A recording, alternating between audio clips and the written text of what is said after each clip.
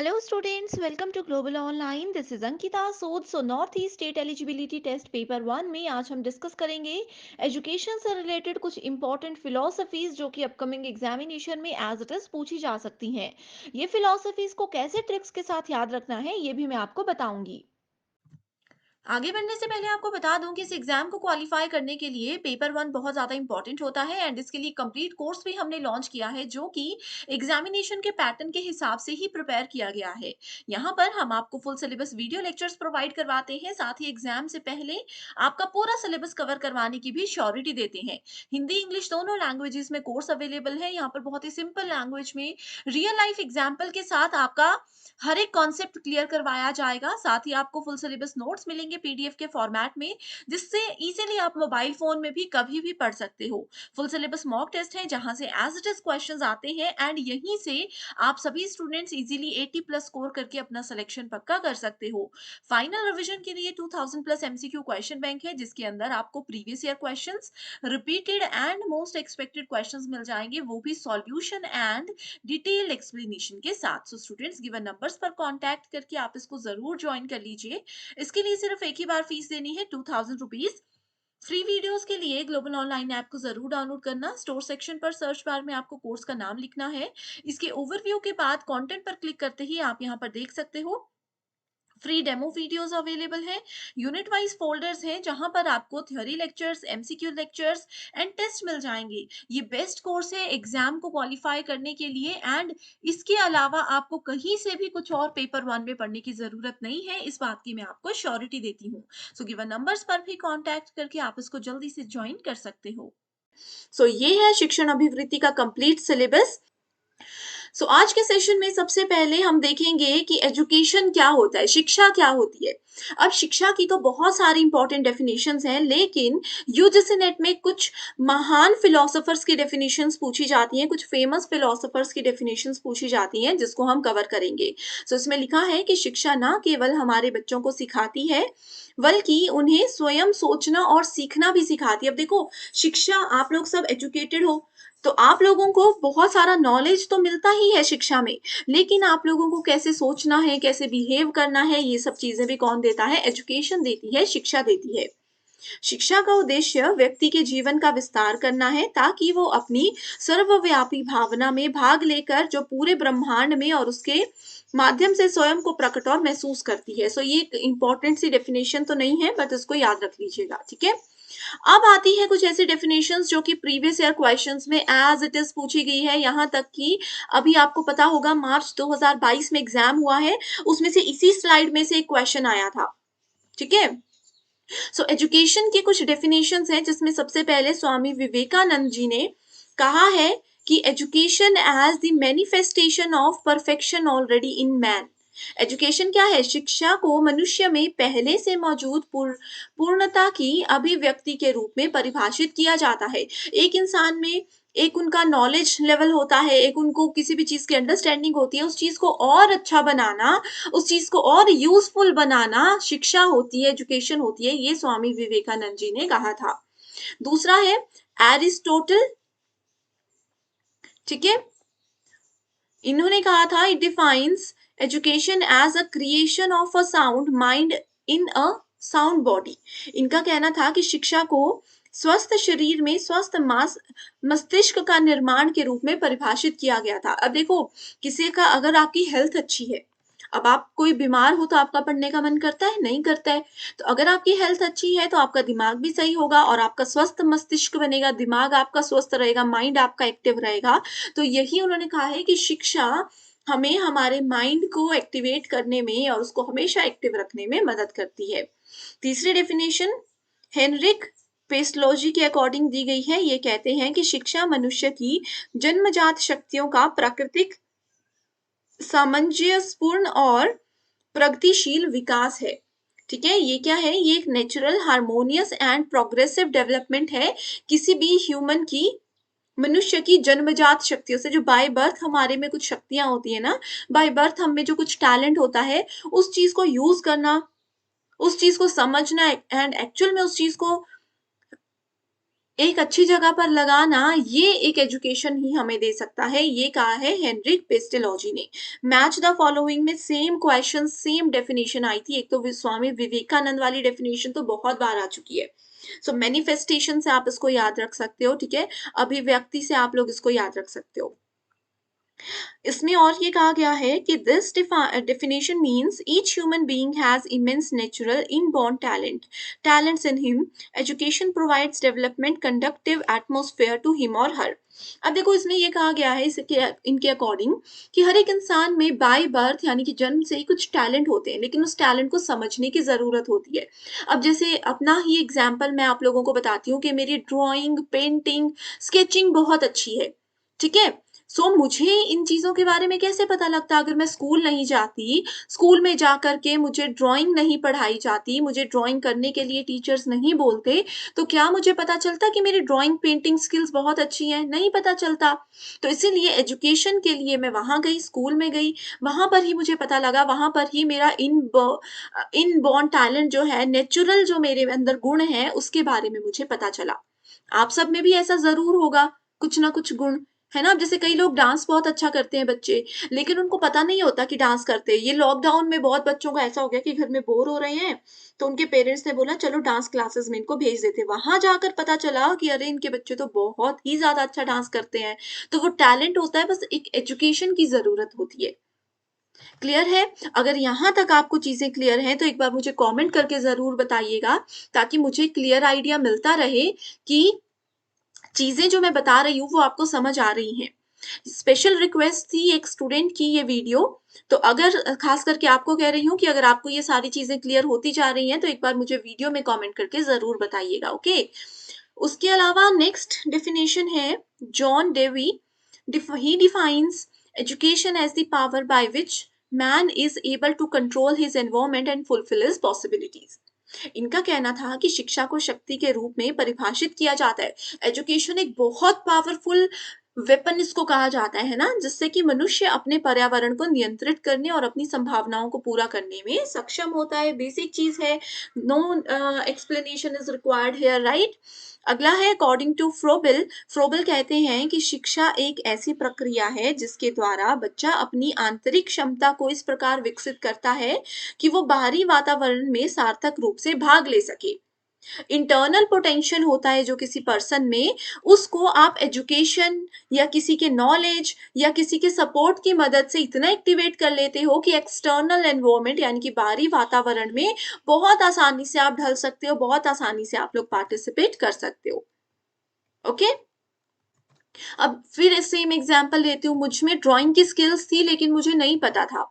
घर में कभी भी ऐसा नहीं हुआ कि किसी ने मुझे कलर स्पेशली लाकर दिए कि फ्री है तो चलो कलर्स इनके लिए लेकर आते हैं और ये ड्राइंग करेंगी। ऐसा कभी भी नहीं हुआ। जब स्कूल गए वहां पर ड्राइंग कंपलसरी थी, तो कलर्स लेने पड़ गए, ठीक है। ड्राइंग नोटबुक्स लेनी पड़ गई, बाकी चीजें लेनी पड़ गई, स्केच लेने पड़ गए, ठीक है। उसके बाद धीरे धीरे इस्तेमाल करते हुए पता चला कि अरे वाह, बिना सीखे मैं ये भी बना लेती हूँ, बिना सीखे मैं कुछ भी चीज देखकर बना लेती हूँ। तो ये क्या है, ये एजुकेशन ने मुझे मदद की मेरे टैलेंट को जानने में, उसको पहचानने में। यही होती है एजुकेशन। ओके, नेक्स्ट इज, अब आता है मोस्ट इंपॉर्टेंट सेक्शन। पहले वाला भी इंपॉर्टेंट था, यहां से भी क्वेश्चन आते हैं एग्जाम में। वो है कुछ इंपॉर्टेंट फिलोसफीज जो कि एजुकेशन से जुड़ी हुई है, ठीक है। कौन कौन सी है? टोटल 12 फिलोसफीज हैं, जिसमें पहली है three bases of education.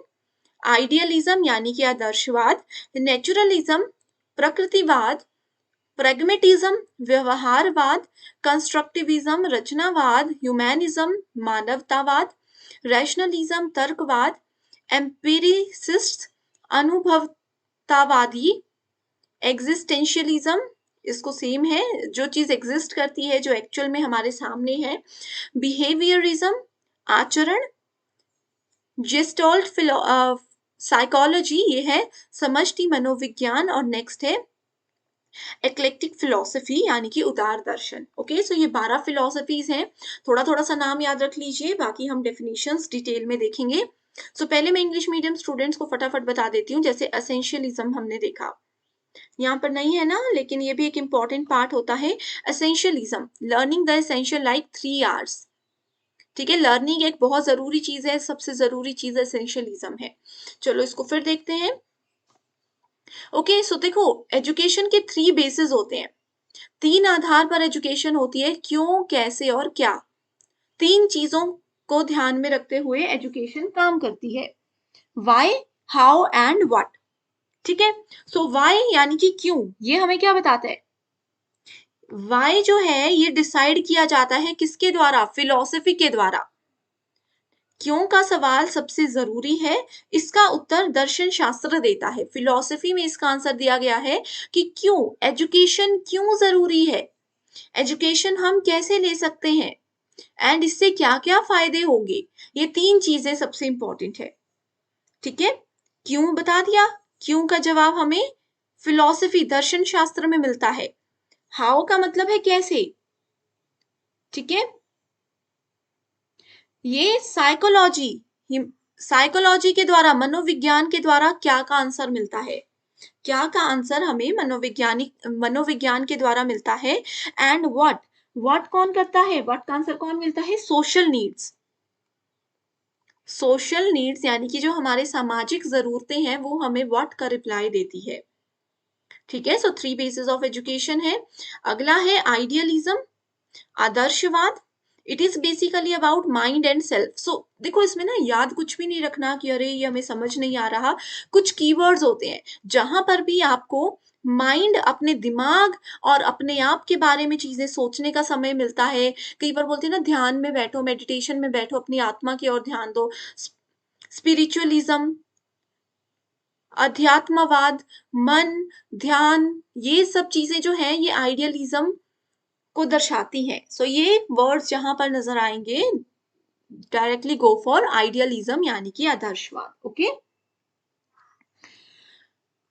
it is a school of philosophy that emphasizes the ideas or concepts are the essence of all that is worth knowing। अब इसमें ये कहा गया है, दर्शन शास्त्र का ही एक स्कूल है जो इस बात पर जोर डालता है कि जितने भी हमारे दिमाग में विचार हैं या जितने भी हमारे दिमाग में किसी भी चीज को लेकर के अवधारणाएं हैं, वो सभी चीजों का सार है जो हम जानने योग्य हैं। वो सब चीजें ऐसी होती हैं जो कि हमें जरूर जाननी चाहिए। ओके, अब यहां पर अगला क्वेश्चन आता है कि किन्होंने, मुख्य समर्थक कौन थे, आदर्शवाद के मुख्य समर्थक कौन थे। वो थे फ्रोबेल, कांट, प्लेटो, स्वामी दयानंद, विवेकानंद जी और अरविंद। आदर्शवाद ये इसके प्रमुख समर्थक यानी कि मेन प्रोपोनेंट्स थे। श्योर क्वेश्चन एग्जाम में आएगा, प्रीवियस ईयर क्वेश्चंस को भी देख लीजिएगा। अब देखो किसी भी इंसान में, इसको एक एग्जाम्पल के साथ बताती हूँ। ठीक है, किसी भी इंसान में एक बेसिक नेचर होता है ना, सबका अपना अपना नेचर होता है।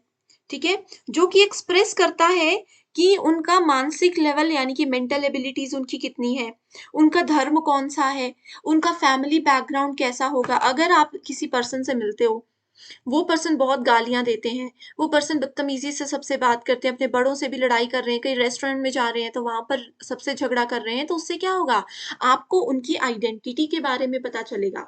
यानी कि आइडियलिज्म ये है, उनके माइंड और उनके बारे में आपको पता चलेगा। ठीक है, सो आइडियलिज्म में ये सब चीजें आती हैं।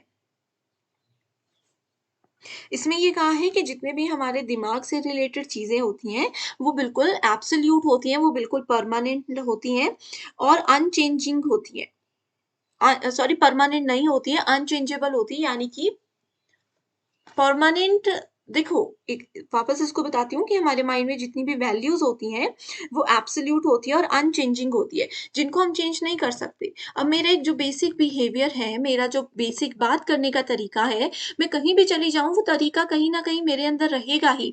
हो सकता है कि किसी लोगों से बात, किसी पर्टिकुलर पर्सन से बात करने का मेरा तरीका थोड़ा सा डिफरेंट हो, बट ओवरऑल तो मेरा बात करने का तरीका वही रहेगा जो मेरा नेचुरल है, जो मेरी एक आइडेंटिटी है। ओके, अगला है नेचुरलिज्म, ये इसी से रिलेटेड है। आइडियलिज्म का उल्टा होता है नेचुरलिज्म। ठीक है। It is a philosophy that believes nature alone represent the entire reality.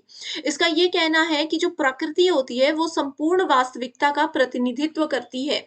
आपका जो नेचर है, आप कैसे लोगों के साथ ट्रीट करते हो, वो ही सिर्फ बातें आपकी पूरी पर्सनैलिटी को बता देता है। अभी तो जैसे हम लोग ऑनलाइन क्लासेस कर रहे हैं, ऑफलाइन क्लासेस में ऐसा हो सकता है कि जब हम आमने-सामने मिले, तो किसी के बात करने का तरीका आपको पसंद ना आए, एंड आप किसी पर्सन के बात करने के तरीके से, कि वो दूसरे पर्सन को कैसे ट्रीट कर रहे हैं, उसी तरीके से देख लोगे कि उनकी पर्सनैलिटी कैसी है। तो नेचुरलिज़्म वही बोलता है कि जो नेचर है, वो एक नेचुरल हमारे अंदर है, जो हमारी पूरी रियलिटी को रिप्रेज़ेंट करता है। ठीक है। ह्यूमन लाइफ क्या है? नेचर का एक पार्ट है। It is a self sufficient entity having its own natural matter, natural force and natural laws. इसमें अपने प्राकृतिक पदार्थ, प्राकृतिक शक्तियां और प्राकृतिक नियम होते हैं। ओके। सबसे ज्यादा नेचुरलिज्म जोर किन बातों पर देता है? ये देता है भौतिक जगत पर, फिजिकल वर्ल्ड, यानी कि जो चीजें हमारे सामने हैं बस वही सत्य है। इस चीज पर नेचुरलिज्म बहुत ध्यान देता है। ये आध्यात्मिकता में विश्वास नहीं करता। ठीक है। ये जैसे आत्मा, परमात्मा, इन चीजों पे विश्वास नहीं करता। नेचुरलिज्म हमें बोलता है कि जो चीजें हमारे सामने हैं, जो हमारे सामने हमें दिख रही हैं, वही सिर्फ सत्य होता है। एंड इसके मुख्य नायक कौन थे? Tagore, Rousseau and Herbert Spencer. Okay. So English medium students के लिए भी बहुत हेल्पफुल है ये, जरूर इसको अच्छे से देखिए। अगला है प्रैग्मेटिज्म, व्यावहारिता। व्यवहारिता क्या होता है? It is basically A Greek word that means practice और एक्शन। ठीक है। प्रैग्मेटिज्म मतलब प्रैक्टिस या फिर एक्शन। ओके। तो ये एक कीवर्ड है। जहां पर भी प्रैक्टिस, अभ्यास और किसी चीज की कार्यवाही आपको नजर आएगी, तो वो प्रैग्मेटिज्म होगा, व्यवहारिकता होगी। ठीक है। ये कोई पर्सन क्या कर रहा है, उनकी क्या एक्टिविटीज हैं, कैसे वो काम कर रहे हैं, लाइफ की उनकी वैल्यूज क्या हैं, वो सब चीजों पर ध्यान देता है। इसके मेन थिंकर कौन थे? मुख्य विचारक कौन थे? जॉन डेवी थे। उसके बाद किल पैट्रिक थे, मेड आर, ये मेड थे। ठीक है। ये सब क्या है? ये इसके मुख्य राइटर्स। या इसके अलावा एग्जाम में ये भी पूछा जा सकता है कि व्यवहारिकता का मूल विचार क्या है। व्यवहारिकता का मूल विचार ये है कि विश्वास कार्यों के लिए मार्गदर्शक होते हैं और उनका मूल्यांकन अमूर्त सिद्धांतों के बजाय परिणामों के आधार पर किया जाना चाहिए। ठीक है। कि जितने भी हमारे बिलीव्स होते हैं ना, कई चीजें ऐसी होती है ना जिसपे हम विश्वास करते हैं, वो चीजें चाहे हमारे सामने नहीं है, हमारी फैमिली में हमने कुछ चीजें सुनी है, ठीक है, अगर हम उन चीजों पे विश्वास करते हैं तो वो चीजें कोई डायरेक्टली हमारे माइंड में नहीं आई है।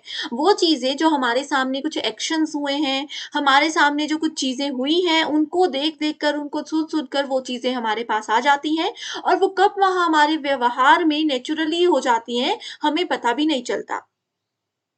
ठीक है। आप सबने ऑर्थोडॉक्स का शब्द सुना होगा। इंग्लिश मीडियम स्टूडेंट्स ऑर्थोडॉक्स सुने होंगे। ठीक है। हिंदी मीडियम ऑर्थोडॉक्स का मतलब आप ये मान सकते हो, जैसे ऑर्थोडॉक्स इंडियन फैमिलीज बोलते हैं ना, जो अपने पुराने विचारों और इन चीजों को बहुत फॉलो करते हैं। आप में से भी बहुत सारे स्टूडेंट्स ऐसे होंगे शायद जिनकी फैमिलीज में अभी भी ये चीजें चलती हैं कि हमें थर्सडे को ये नहीं करना चाहिए, थर्सडे को हमें बाल नहीं धोने चाहिए, थर्सडे को हमें नॉन-वेज नहीं खाना चाहिए, इस तरीके की चीज़ें होती हैं, रात में ये नहीं करना चाहिए, झाड़ू नहीं लगाना चाहिए, व्हाटएवर, मैंने ये चीज़ें सुनी हैं कहीं से, ठीक है? तो ये चीज़ें होती हैं। तो प्रैग्मैटिज़्म यही बोलता है कि जितनी भी हमारी फिलॉसफीज़ होती हैं, या जितनी भी हमारी चीज़ें होती हैं, बिलीफ्स होती हैं, वो हम हमारे एक्शंस, हमारे आस-पास के जो लोग होते हैं, उनके एक्शन से ऑटोमैटिकली हमारे में आ जाती हैं। The core idea of pragmatism that beliefs are guides to actions and should be judged against the outcome rather than abstract principles. तो हमें इसके आउटकम्स पर ध्यान देना चाहिए। ठीक है। उनके आउटकम्स के अगेंस्ट उनको जज करना चाहिए, ना कि उनके एब्स्ट्रैक्ट प्रिंसिपल्स के ध्यान पे, ना कि उनके अमूर्त सिद्धांतों के ध्यान पर, आधार पर। ठीक है। देखो इसका एक एग्जाम्पल है, if human commonly perceive the ocean as beautiful then the oceans are beautiful. ठीक है। It is a philosophy that emphasis individual existence, freedom and choice, simple सी चीजें हैं। प्रेगमेटिज्म, मेन पॉइंट ये रखना है प्रैक्टिस और एक्शन, ठीक है, प्रैक्टिस और एक्शन, अभ्यास और कार्यवाही। आइडियलिज्म और नेचुरलिज्म में डिफरेंस देखो। एक तो इनके कौन मेन है जिन्होंने इसके बारे में कहा था, तो वो थे प्लेटो, सोक्रेट्स, महात्मा गांधी जी। नेचुरलिज्म था एरिस्टोटल एंड ऑगस्ट कॉम्टे, कुछ ऐसा नाम है, आप देख सकते हो, ठीक है। आइडियलिज्म क्या बोलता है, emphasise on God and the importance of spiritual development, ये भगवान, आत्मा, परमात्मा, इन चीजों में मानता है आइडियलिज्म। नेचुरलिज्म बोलता है कि भगवान नहीं होते, जो भी चीज हमारे सामने है सिर्फ नेचर पर विश्वास करते हैं कि जो भी चीजें नेचर ने, प्रकृति ने हमें दी हैं, हमारे सामने है, सिर्फ वही सत्य है। अगला है कंस्ट्रक्टिविज्म। कंस्ट्रक्टिविज्म निर्माणवाद और रिकंस्ट्रक्टिविज्म पुनर्निर्माणवाद। कंस्ट्रक्टिविज्म नॉलेज को, अपने ज्ञान को सतर्कता के साथ सक्रिय रूप से अपने नॉलेज का निर्माण करना इज कॉल्ड कंस्ट्रक्टिविज्म। कंस्ट्रक्ट का मतलब होता है ना निर्माण, किसी चीज को बनाना, किसी चीज को कंस्ट्रक्ट करना। तो यहाँ पर किसकी बात कर रहे हैं, एक स्टूडेंट अगर अपने आप अपने नॉलेज को बनाता है, अपने नॉलेज का निर्माण करता है एक्टिवली, बिल्कुल सक्रिय रूप से, तो वो कंस्ट्रक्टिविज्म के अंदर आता है। ओके, जीन पाइगेट और जेएस ब्रूनर, इन्होंने ये थ्योरी दी थी एंड वो ये बोलते थे कि लर्निंग जो है, हम जो सीखते हैं वो सीखना एक बहुत एक्टिव प्रोसेस है। अब मैं तो यहाँ पर बोल रही हूँ आधे घंटे से, आप लोग क्या पता ऐसे हो कि वीडियो देख रहे हैं पर ध्यान किसी का भी नहीं है। तो आप लोग अगर एक्टिव होंगे, एक्टिव होके क्लास में सुनोगे, तभी वो कंस्ट्रक्टिविज्म की कैटेगरी में चीजें आएंगी, ठीक है। जीन पाइगेट के हिसाब से अकोमोडेशन और एसिमिलेशन जो है वो लर्निंग के बेसिक चीजें होती हैं। रिकंस्ट्रक्टिविज्म क्या होता है, सामाजिक पुनर्निर्माणवाद का दर्शन एक छात्र केंद्रित दर्शन होता है। छात्र केंद्रित मतलब स्टूडेंट सेंट्रिक फिलोसफी, जिसमें कि स्टूडेंट के हिसाब से चीजें होती है। स्टूडेंट क्लासरूम में जब टीचर पढ़ा रहे हैं तो स्टूडेंट पूरी तरह से पार्टिसिपेट करता है, चाहे तो टीचर से क्वेश्चंस भी वो कभी भी पूछ सकते हैं, ठीक है। ये दर्शन इस विश्वास पर आधारित है कि शिक्षा को समाज में पुनर्निर्माण पर ध्यान केंद्र करना चाहिए। ये यही बोलती है रिकंस्ट्रक्टिविज्म। देखो, कंस्ट्रक्ट मतलब बनाना, रिकंस्ट्रक्टिविज्म मतलब फिर से बनाना। तो ये फिलॉसफी यही बोलती है कि एजुकेशन को फिर से फोकस करके सोसाइटी के लिए फिर से बनाना चाहिए। इसके बाद इसको आप इग्नोर कर सकते हो। ह्यूमैनिज्म क्या है, मानवतावाद है।